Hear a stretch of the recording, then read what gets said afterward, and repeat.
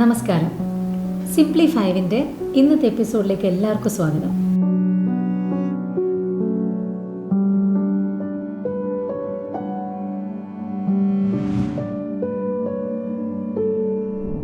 Usually നമ്മളുടെ corporate ലൈഫിൽ ജീവിതത്തിലും വരുന്ന ഓരോ സിറ്റുവേഷൻസ് വളരെ സിമ്പിളായിട്ട് എക്സ്പ്ലെയിൻ ചെയ്യും.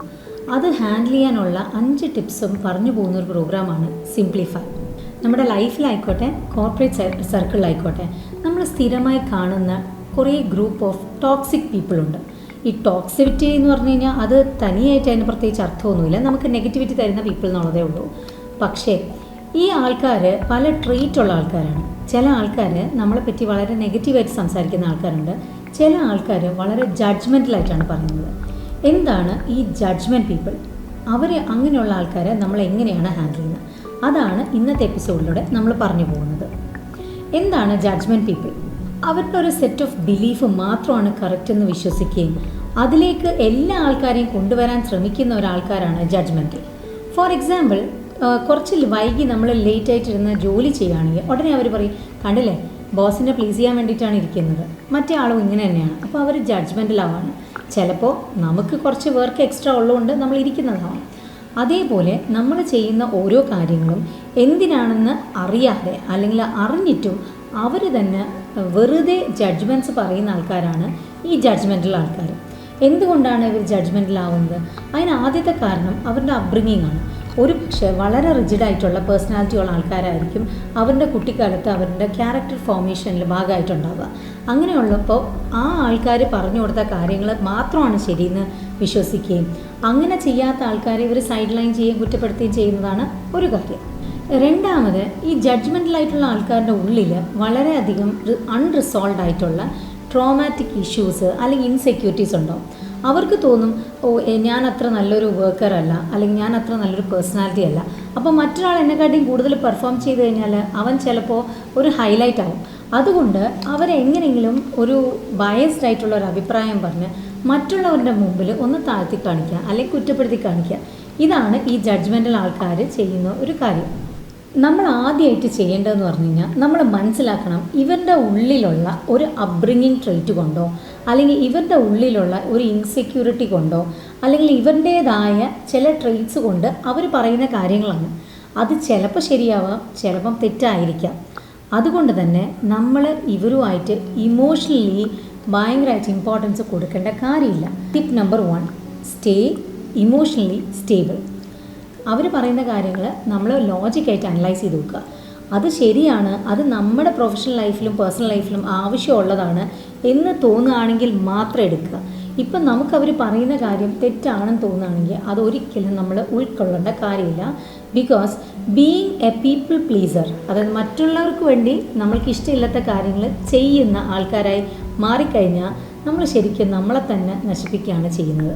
പലപ്പോഴും നമ്മളുടെ മുമ്പിലുള്ള ഒരു ജനറേഷൻ, നമ്മളെക്കാട്ടിലും വയസ്സിൽ കൂടുതലോ അല്ലെങ്കിൽ പൊസിഷനിൽ കൂടുതലുള്ള ആൾക്കാർ വളരെ ജഡ്ജ്മെൻറ്റലായിട്ട് വരാറുണ്ട്. അങ്ങനെ വരുന്ന ഒരു സിറ്റുവേഷനിൽ നമ്മൾ ന്യൂട്രലായിട്ട് അല്ലെങ്കിൽ ഇമോഷണലി സ്റ്റേബിളായിട്ട് ഇരിക്കുന്നതിനോടൊപ്പം ഇവരെ ബാലൻസ് ചെയ്യാനുള്ളൊരു ട്രിക്കുണ്ട്. എന്താണെന്നറിയോ? അതായത് അവർ പറയുന്ന കാര്യങ്ങൾ തന്നെ നമ്മൾ ആ വേർഡ്സ് മിറർ ചെയ്ത് പറയാം. ഫോർ എക്സാമ്പിൾ, ഒരാൾ നമ്മുടെ അടുത്ത് പറയുകയാണ്, അല്ലെങ്കിൽ നമ്മളുടെ ബോസോ അല്ലെങ്കിൽ നമ്മളെക്കാട്ടിലും പ്രായം കൂടിയ ഒരാളോ പറയുകയാണ്, ഇത് അഹങ്കാരം കൊണ്ടാണ് നീ ഇത് ചെയ്യാത്തത് എന്ന് പറഞ്ഞു കഴിഞ്ഞാൽ നമുക്കൊരു എക്സ്ക്യൂസ് ഉണ്ടാവും. പക്ഷെ ആദ്യം തന്നെ നമ്മൾ എക്സ്ക്യൂസ് പറഞ്ഞു കഴിഞ്ഞാൽ ഇവരുടനെ തന്നെ അതിന് റിയാക്ട് ചെയ്യാൻ തുടങ്ങും. അങ്ങോട്ടും ഇങ്ങോട്ടും പറഞ്ഞ് അത് അവസാനം ഒരു തർക്കത്തിലേ തീരുള്ളൂ. അതിനെക്കാട്ടിയും നല്ലത് നമ്മൾ വളരെ സിമ്പിളായിട്ട് ഇവരുടെ വേർഡ്സ് മിറർ ചെയ്യാം. അത് ശരി, അപ്പം ഞാൻ അങ്ങനെ ചെയ്യുമ്പോൾ ആൾക്കാർ ഞാൻ അഹങ്കാരിയാണെന്ന് വിചാരിക്കുന്നുണ്ടോ എന്നുള്ളത് നമ്മൾ തിരിച്ചങ്ങോട്ട് പറയാം. അപ്പോൾ എന്ത് പറ്റും? അവർ പെട്ടെന്ന് റിലാക്സ് ആയിട്ട് അവർ പറയും, പിന്നല്ലാതെ ഇങ്ങനെ ചെയ്ത് കഴിഞ്ഞാൽ അഹങ്കാരി എന്നല്ലേ പറയുള്ളൂ. അത് ശരി, അപ്പം ഞാൻ ശ്രദ്ധിക്കണമല്ലേ എന്ന് പറയണം. That doesn't mean that you are going to change. That just means that you are trying to calm the other person. അതുകൊണ്ട് tip number 2 is mirror their words. നമ്മളോട് അവർ പറയുന്ന സെൻറ്റൻസസും വേർഡ്സും നമ്മൾ മിറർ ചെയ്ത് പറയുന്നതിനോടൊപ്പം തന്നെ ഇത് നമുക്ക് ഈ ഒരു ടോപ്പിക്കിൽ നിന്ന് സബ്ജക്റ്റ് ചേഞ്ച് ചെയ്യാൻ വേണ്ടിയിട്ട് നമ്മൾ അവരിലേക്ക് ഒരു ക്വസ്റ്റ്യൻ രീതിയിൽ സംസാരിക്കണം. ഫോർ എക്സാമ്പിൾ, ഇപ്പോൾ അവർ പറയണം നമ്മളുടെ ഏതെങ്കിലും ഒരു ആക്ഷൻ, നിങ്ങൾ അഹങ്കാരി ആയതുകൊണ്ടാണ് അത് ചെയ്യാത്തത് എന്ന് പറയുമ്പോൾ നമ്മൾ ഉടനെ തന്നെ ചോദിക്കണം, നമ്മൾ അഹങ്കാരി ആയതുകൊണ്ടാണല്ലേ അങ്ങനെ ചെയ്യാത്തത്.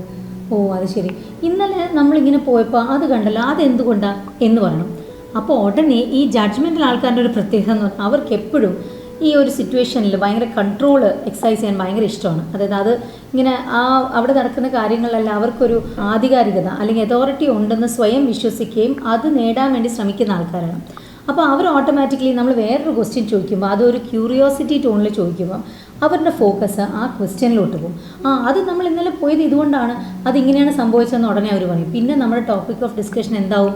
നമ്മൾ ചെയ്തതോ നമ്മുടെ അഹങ്കാരം ആയിരിക്കില്ല, പകരം നമ്മൾ ഇന്നലെ പോയ ആ ഇവൻറ്റിൻ്റെ എന്തെങ്കിലും ഒരു കാര്യമായിരിക്കും. So basically tip number 3 is redirecting the topic with another question. നമ്മളൊരു സിറ്റുവേഷനിൽ വരുമ്പോൾ ജഡ്ജ്മെൻറ്റൽ ആയിക്കോട്ടെ അല്ലെങ്കിൽ വേറെ ഏത് ടോക്സിക് ബിഹേവിയറുള്ള ആൾക്കാരും ആയിക്കോട്ടെ, അവരുമായിട്ട് ഇൻട്രാക്ട് ചെയ്യുമ്പോൾ നമ്മൾ കൂടുതൽ നേരം ഇൻട്രാക്ട് ചെയ്യും തോറും ഇവരുടെ ജഡ്ജ്മെൻറ്റൽ ക്യാരക്ടർ നമ്മളിലോട്ട് വരാൻ സാധ്യതയുണ്ട് കേട്ടോ. ഇത് പടർന്നു പിടിക്കുന്ന ഒരു അസുഖമാണ്. അതുകൊണ്ട് നമ്മൾ ചെയ്യേണ്ട tip number 4 is limit exposure with such people. നമ്മൾ ആവശ്യത്തിന് മാത്രം അവരുടെ മുമ്പിൽ പോവുക, ആവശ്യത്തിന് മാത്രം നമ്മൾ സംസാരിക്കുക. ഇവർ ചിലപ്പോൾ ഇങ്ങോട്ട് വന്ന് നമ്മളുടെ അടുത്ത് ഭയങ്കര കാര്യമായിട്ട് പറയുന്നുണ്ടാവും. നമ്മളപ്പോൾ ഓക്കെ നിങ്ങളിവിടെ ഇരിക്കട്ടെ, ഞാനിപ്പോൾ വരാമേ എന്ന് പറഞ്ഞ് നമ്മൾ പതുക്കെ സീനിൽ നിന്ന് നൈസായിട്ട് മുങ്ങുക.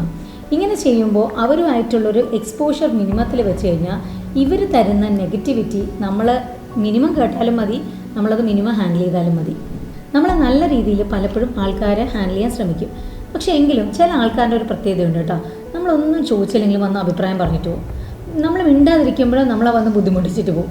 ഇങ്ങനെയുള്ള ആൾക്കാരുടെ അടുത്ത് നമുക്ക് ചെയ്യാൻ പറ്റുന്ന ഒരു ടിപ്പാണ്, and the most important and vital tip is let them no what you think. പക്ഷേ ഒരു വഴക്കല്ല നമ്മൾ കാണിക്കാൻ ഉദ്ദേശിക്കുന്നതെങ്കിൽ നമ്മളൊരു തമാശയിലൂടെ പറയണം. നമുക്കൊരു സിറ്റുവേഷൻ അല്ലെങ്കിൽ ഒരു ഇഷ്യൂ ലൈഫിൽ വരുമ്പം നമ്മളെപ്പോഴും മനസ്സിലാക്കേണ്ട ഒരു കാര്യം എന്താണെന്ന് വെച്ചാൽ നമ്മളതിനെ ഇമോഷണലി ഹാൻഡിൽ ചെയ്യരുത്. നമ്മൾ ഇമോഷണലി ഹാൻഡിൽ ചെയ്യുമ്പോൾ നമ്മൾ പെട്ടെന്ന് വീക്കായി പോവും, നമ്മളെ ഭയങ്കര സ്ട്രെസ്ഡ് ആക്കും. അത് കുറേ നേരവും കൂടെ നമ്മുടെ മനസ്സിൽ ഇങ്ങനെ റീവൈൻഡ് ബട്ടണിട്ട് ഇങ്ങനെ കളിച്ചുകൊണ്ടിരിക്കും. അതേസമയം നമ്മൾ ലോജിക്കലായിട്ടാണ് ഹാൻഡിൽ ചെയ്യുന്നതെങ്കിൽ നമുക്ക് ഏതൊരു സിറ്റുവേഷനും ഈസി ആയിട്ട് ഹാൻഡിൽ ചെയ്യാൻ പറ്റും. അതുകൊണ്ട് നിങ്ങളുടെ വർക്ക് പ്ലേസിലാവട്ടെ നിങ്ങളുടെ പേഴ്സണൽ ലൈഫിലായിക്കോട്ടെ, ടോക്സിസിറ്റി കൊണ്ടുവരുന്ന ഏതെങ്കിലും ഒരു റിലേഷൻ ഉണ്ടെങ്കിൽ remember to handle them through our 5 tips. ഇനി അവരെ ഹാൻഡിൽ ചെയ്യാൻ പറ്റുന്നില്ല എന്നുണ്ടെങ്കിൽ remember it's time to quit from that relation. ഇത് കേട്ടുകൊണ്ടിരിക്കുന്ന ഓരോരുത്തരുടെയും ലൈഫിലുള്ള ജഡ്ജ്മെൻറ്റൽ പീപ്പിൾ എല്ലാം മാറട്ടെ, അല്ലെങ്കിൽ നിങ്ങളുടെ ജീവിതത്തിൽ നിന്ന് മാറിപ്പോട്ടെ എന്ന് ആശംസിച്ചുകൊണ്ട് തൽക്കാലം വിടവാങ്ങുന്നു. This is Sindhu Nandakumar, corporate psychologist at Atmasutra mind care. Thank U.